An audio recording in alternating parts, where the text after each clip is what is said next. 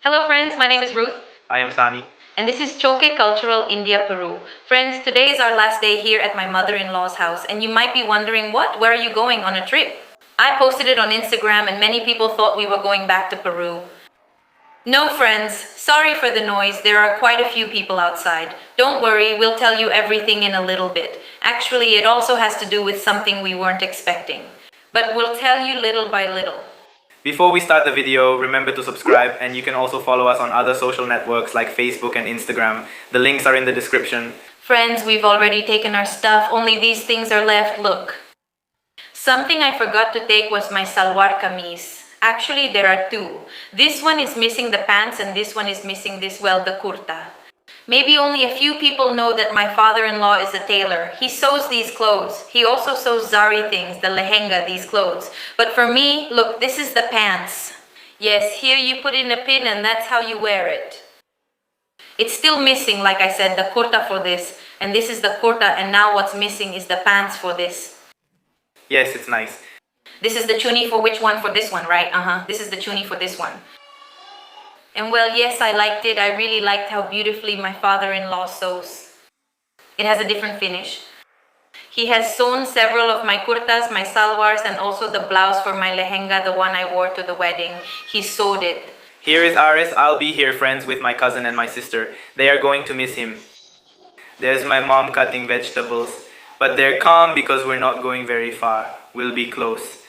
Look, friends, this is my father-in-law's machine that he uses to sew. It's a pretty old model, but it sews really well. Yes, but no, he doesn't work here. He has this at home. Also, my mother-in-law and many people here know how to sew, but he works elsewhere in the city. Here in the village, people are used to saying, go ahead and sew it for me and I'll pay you later. And in the end, they never pay. That's why he doesn't like to work here in the village. This is only for sewing his family's clothes. And well, no, but not for work. He works in the city.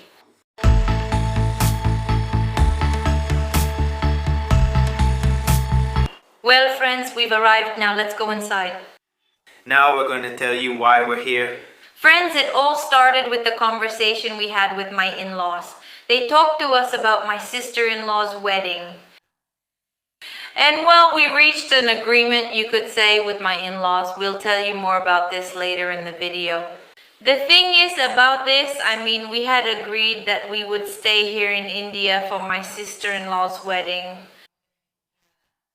Because we had looked at all the options, right?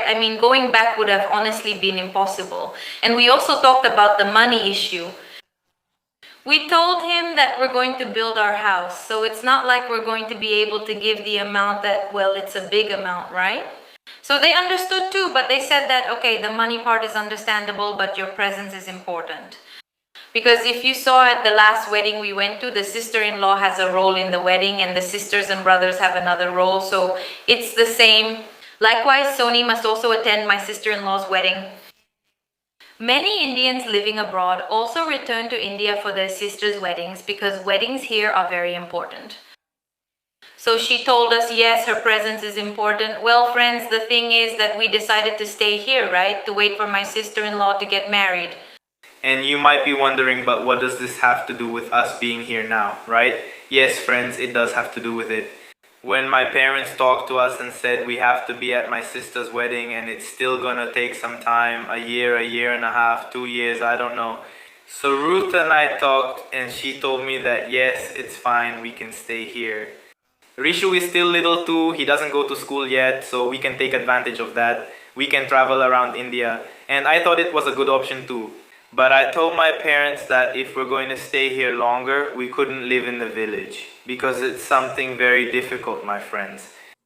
It's difficult for me too, and I can imagine how it would be for Ruth, because she comes from a more open society. Even the villages in Peru are a bit more open than here in India. They don't have so many traditions and things like covering the face and this and that. There are a lot of things for her to deal with.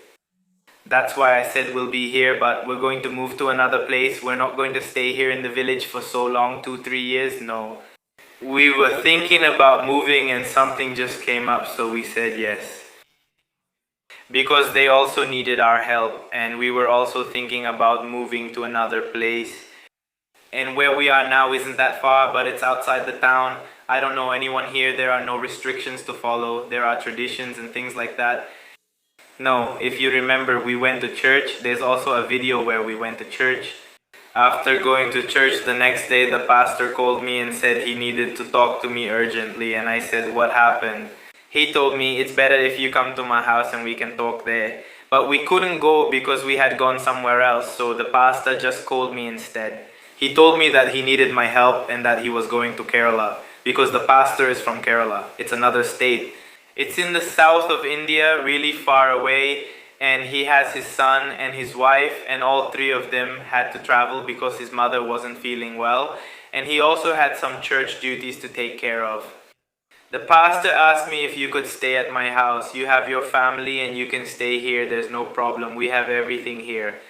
But since we're going to be gone for a month and a half, almost 2 months, we still don't know. So do we need someone?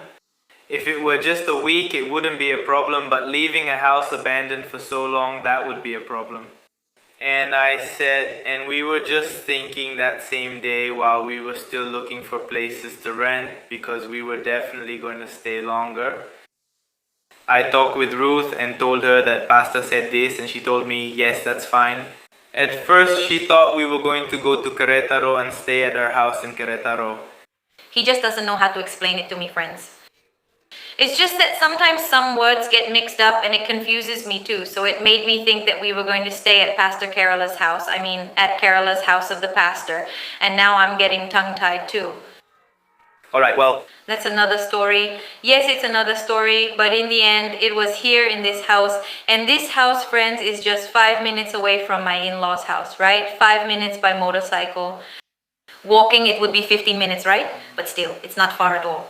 And we thought the idea was good, and I told Pastor that yes, it's fine, no problem, we can stay. And here we are.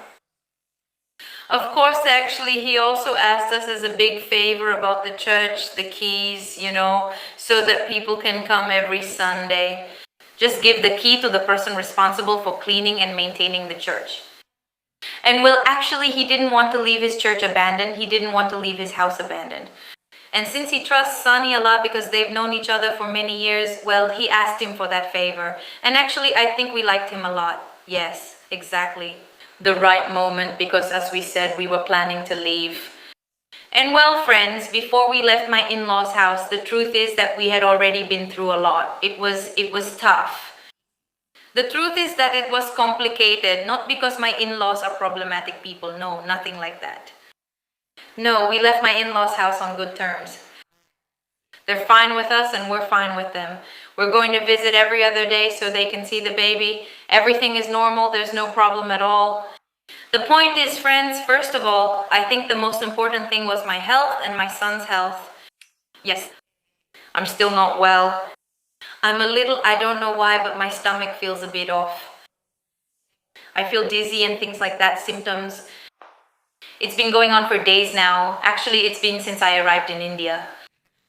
But it wasn't that bad. It was just my stomach, only my stomach. And the doctor told me it was because of the water. And even though I drank bottled water, it still made me sick. I don't know why. So, before uploading the wedding video, that day I was feeling terrible, guys, really terrible. Stuck in bed, I didn't even have the strength to open a door. Seriously, that day was horrible. Now I'm a little better, but honestly, my health was the most important thing because the thing is, we eat spicy food every day and that really hurts me. I mean, my mother-in-law intended to cook with less spice, but it's not like she can make it like Peruvian food, which has no spice at all, right? They eat spicy food no matter what, but I could see her good intention of trying to make it less spicy. But even so, it still hurt me because what is less spicy for them is still spicy for me. And another thing was that Rishu was practically growing up as a vegetarian baby, and if we were going to stay longer and if we had stayed with my in-laws, he would have basically been a vegetarian. I'm not a vegetarian, so going back to Peru, I wouldn't know how to feed him because if he grows up without eating meat, I doubt he'll want to eat it when he's older. So how would I feed him? I wouldn't know. If he wants to become a vegetarian later on, well, that's his decision and I'll respect it. But for now, since I'm the one taking care of him, no, I prefer to feed him the way I eat, and that was also a point. I was giving him a soy-based meat substitute to make up for the meat he wasn't eating, but a lot of people told me that no, it's not good, so I started looking into it. And honestly, it's true. It wasn't very good to give it to him every day. And besides that, it had also affected our marriage because we didn't have any privacy. That completely changed things. Because before coming here to India, we were living alone in Urubamba. And as a couple, we enjoyed each other's company. We went out, and as a couple, we were doing very well. But when we came here, everything changed. We lost our privacy completely. Because here, due to the culture, you can't show your affection, your love to your partner, and this really affected our marriage. We had frequent arguments. In 1 week, we would argue 3 or 4 times, but no, that wasn't normal because before it used to be maybe once every 2 or 3 months. Once we would argue about something and that was it, but this time the arguments were intense and I really didn't like that at all. Because I couldn't show my affection. My affection for her, because I've seen how society is. That's also why, friends, it was important to leave the village and live separately. Because for me, our marriage is more important, and as a couple, we have to make decisions. We are very close to the family. We celebrate birthdays, festivals, everything together, but now just together. Not all under the same roof. Yes, friends, that's the reality of what they say. I've seen in many comments that people idealize us as the perfect couple, but no, friends, we're just like any other couple who argues. What happens is that when we argue, it doesn't seem like we're arguing, it's like we're just talking, but we're actually arguing. That's why sometimes when we were arguing about something, an important topic, it was like we were just talking, you know? Then my sister-in-law or mother-in-law would come in and sit on the bed. Of course, and I was like, now what? I just stayed quiet. What was I supposed to say? But they didn't realize we were arguing because it just seemed like we were talking, that's all. So I think even if we hadn't been arguing, it would have been the same, right? For them, friends, these things are very normal. I can't go to their house and say, things are going to change because I'm here and I'm a foreigner. I can't. It's their house and their way of life, so let them be. They're happy that way. That's why Sonia and I talk about these things, and also to improve the relationship between husband and wife, of course. We would have been somewhere else, but this came up, right? And we're here, yes. The truth is that we're calm because, well, no one lives in this house, it's just the two of us and the baby. It has everything we need to be comfortable.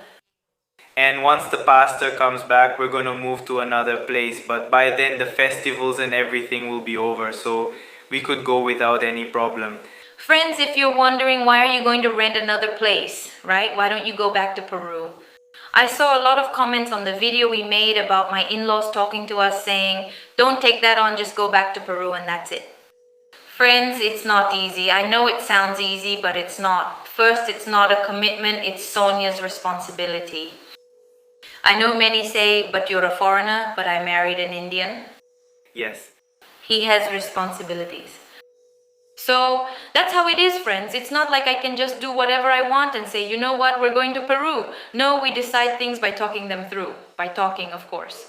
We always talk everything through. There are things I also talk about regarding Sonia's family, and it's not like I just say it and he's just now finding out what I'm telling him. No, friends. I ask him, can I say this? Can I talk about that? And he says, yes, no problem. Yes, yes, and this, no, not this. So if he doesn't want me to say something, I don't say it. If he wants me to share it, I share it. It's his family, right? With my family too. If he wants to say something, I tell him it's fine, go ahead. That's how it is, friends. It's not like I talk, and he's just now finding out in the video. It's not like that. We talk about everything. So the topic of going back to Peru is already clear. I think it's because of my sister-in-law. It would be impossible later. If we come back now, it'll be hard.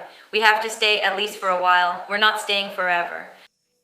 We're definitely returning to Peru because we have a house there. The point is we're moving to live elsewhere.